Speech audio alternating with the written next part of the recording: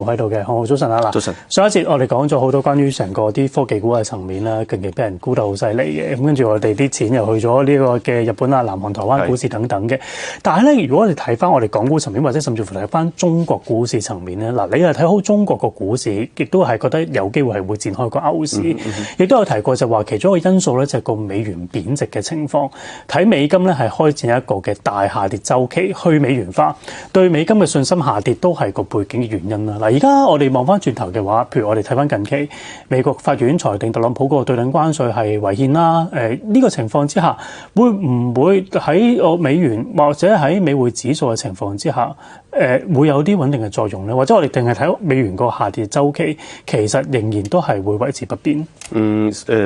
大嘅週期維持不變咧，都係向下嘅嚇。咁但係畢竟人哋都跌咗咁多啦，咁呢個技術反彈肯定會有嘅嚇。咁最高院嘅裁決咧，其實冇辦法阻止到特朗普去增加關稅。咁嗱，佢即刻就加咗15% global tax 啦嚇。咁相對於中國嚟講咧，我哋嘅關稅嘅負擔係下降咗嘅，因為嗰啲咩 fentanyl 啊，嗰啲咁嘅古靈精怪嗰啲關稅咧就冇咗噶啦。咁但係對於其他好多國家嚟講，因為佢之前係達成咗協議噶嘛，咁同埋為咗獲得呢個關稅嘅豁免，咁呢啲國家係承諾係要投唔知幾千億啊，去美國去開廠噶嘛。咁而家就唔知點啦嚇，咁所以我覺得反而咧呢一個新嘅裁決嚇，雖然對我哋中國係有利嘅，咁但係咧對於呢個全世界格局咧，反而佢係增加咗不確定性。因為之前喺裁決之前咧，即係大家都係按照我哋就照住呢個新嘅稅種嚟交就得噶啦。咁突然之間我哋話最高院話咧呢個舊嘅呢個關稅不生效，咁而家又有一個新嘅關稅，咁佢就會變得反而更加不確定啊！咁同埋咧，特朗普可以援引好多其他嘅條例，譬如話232條例、301條例等等等等嚇。咁呢啲條例咧，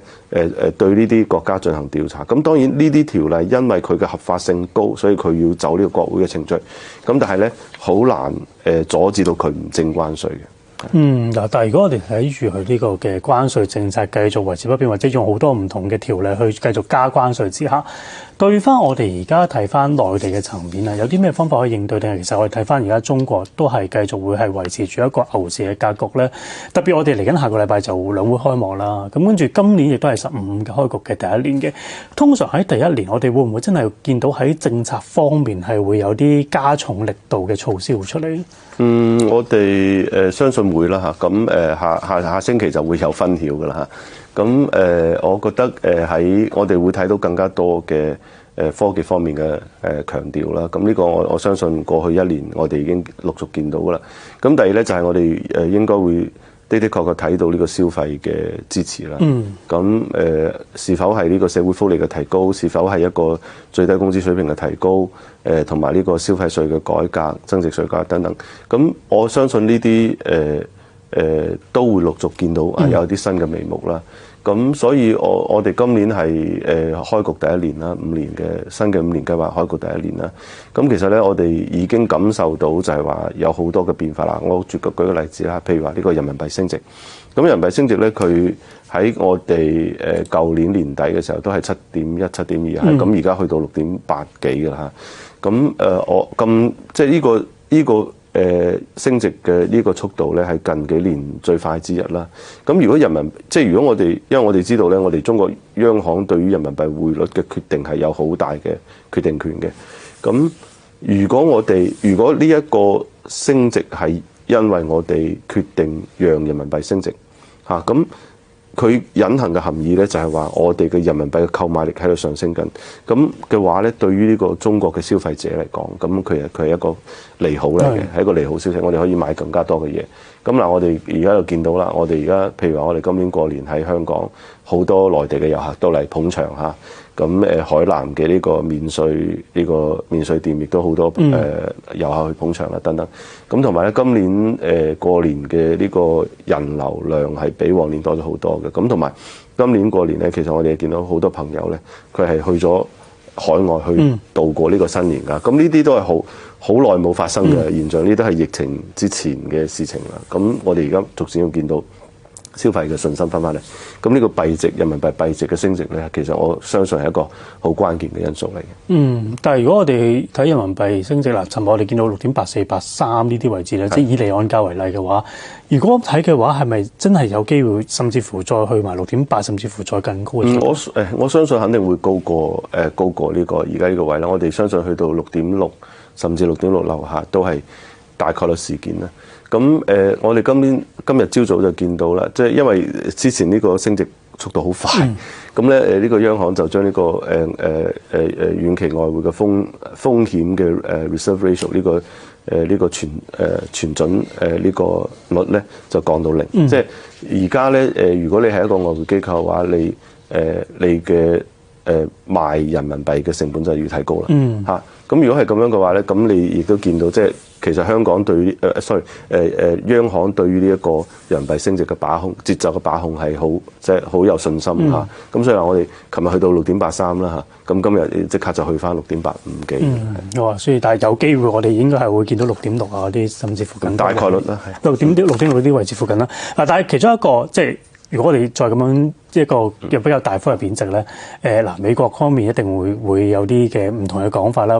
之前我哋會見到，譬如我哋貶值得太犀利就係會出聲等等。而家我哋睇緊嚟緊特朗普去到月尾3月尾嘅時候，4月頭就會訪華嘅。我哋對翻成個中美關係又好啦，或者特朗普嚟講啦，喺一個關稅政策啊或者其他政策方面會點樣行呢？我相信對華關稅嘅呢個爭端告一段落啦嚇。咁呢個主要都係一嚟咧，就係佢嚟訪華，亦都係希望修復呢一個對華關係啦。因為畢竟我哋中國而家如此強大，係你好難忽略佢啦嚇。同埋我哋喺科技同埋軍事上邊取得嘅成就咧，其實你好難忽略噶啦。咁第二咧，其實特朗普自己都係成手都係成手亂牌啦，有呢個中東嘅局勢啦，嚇有呢個拉美嘅局勢啦，等等等等啦。咁其實佢要做嘅事情好多，咁同埋咧，而家你如果睇呢個美國民意調查咧，特朗普嘅 approval rating 咧，佢係喺度直線下降啊，應該係所有總統有史以嚟即係最差嘅一次啊嚇。咁所以佢自己同埋今年嘅大選嚇，今年嘅大選佢要 focus 係咩咧？就係話今年嘅中期選舉嚇，咁佢而家最關鍵嘅民眾最關鍵嘅問題咧，就係通脹。所有人都認為係特朗普關稅導致咗美國嘅通脹，咁所以咧，如果你再繼續去對中國施壓嚇，去搞關稅，去搞呢樣嗰樣咧，咁其實佢美國嘅通脹壓力就好難控制到嘅，咁一定會危及佢呢個中期選舉嘅呢個結果嘅。咁你想象下，如果佢失去咗參議院，又失去，因為眾議院可能就肯定係民主黨㗎啦，咁你失去參議院嘅話，咁